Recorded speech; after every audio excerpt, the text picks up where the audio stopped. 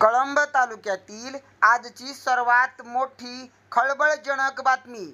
येरमाळा ग्रामपंचायतचा काळा बाजार चव्हाट्यावर. माहिती अधिकारातून बट्ट्या घोळ समोर. भला मोठा आर्थिक भ्रष्टाचार उघड. साहेब नमस्कार. नमस्कार.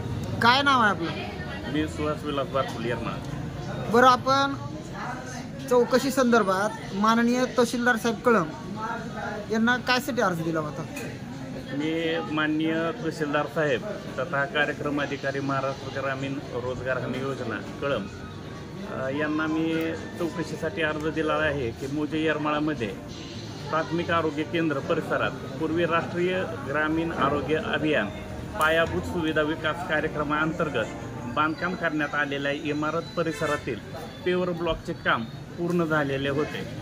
हे काम पूर्ण झालेले असताना त्यावर ग्रामपंचायतने 2024-25मध्ये त्यावर 20 लाखाचं झालेल्या कामावर बजेट टाकून ते 20 लाखाचा अपहार करण्यात आलेला आहे. चौकशी अंती माहिती अधिकारामध्ये माहिती मागितली असता असं दिसून आलं की त्या प्राथमिक आरोग्य केंद्राच्या समोरील पेवर ब्लॉकच्या कामावर 4 प्रकारे हेडवर त्याच्यावर पैसे उचलण्यात आलेले आहेत. एक इस्टिमेट आम्ही काढला असता त्या इस्टिमेटमध्ये असं दिसून येतं आहे की प्राथमिक आरोग्य केंद्र परिसरात पेवर ब्लॉक बसवणे सन 2024 याच्यामध्ये हे इस्टिमेट आहे जवळपास 20 लाखाचं इस्टिमेट आहे. म्हणजे यापूर्वीच 2 वर्षापूर्वी झालेल्या कामावर आयत्याच कामावर परत ग्रामपंचायत मार्फत खोटी कागदपत्रे दाखल करून 20 लाख रुपयाचा अपहार करण्यात आलेला आहे. बरं, सरकारी दवाखान्याचं जे काम झालं ते कोणत्या योजनेअंतर्गत झालेलं आहे? ते राष्ट्रीय आरोग्य अभियान पायाभूत सुविधा विकास कक्षाअंतर्गत बांधकाम करण्यात आलेलं होतं.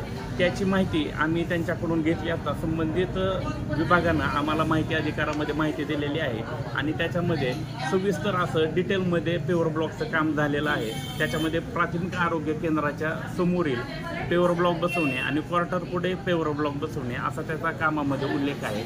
आणि ग्रामपंचायतमार्फत याच कामावर झालेल्या कामावरच साधारणतः 4 हेडखाली बजेट उचलण्यात आलेलं आहे. म्हणजेच खोटी कागदपत्रे दाखवून त्यांनी प्रथमतः एक बजेट आपल्याला 20 लाखाचं दिसून येत आहे. असे 4 प्रकारे म्हणजे साधारणतः 60 ते 80 लाखाचा अपहार यांच्यामार्फत करण्यात आलेला प्राथमिक ह्याच्यावर दिसून येत आहे. या संदर्भात चौकशी करण्यासाठी माननीय तहसीलदार साहेबांना आम्ही विनंती केलेली आहे की साहेब ही झालेल्या कामावरच ग्रामपंचायत मार्फत खोटी कागदपत्रे दाखल करून 60 ते 70 लाखाचा अपहार करण्यात आलेला आहे. याची डिटेल चौकशी करून संबंधितावर कायदेशीर कारवाई करण्यात यावी याची आम्ही विनंती केलेली आहे. याबद्दल ग्रामपंचायत येरमाळा यांच्याकडून आपल्याला काय अपेक्षा आहे? अपेक्षा आता ग्रामपंचायत येरमाळाकडून अपेक्षा अशी काहीच राहिलेली नाही.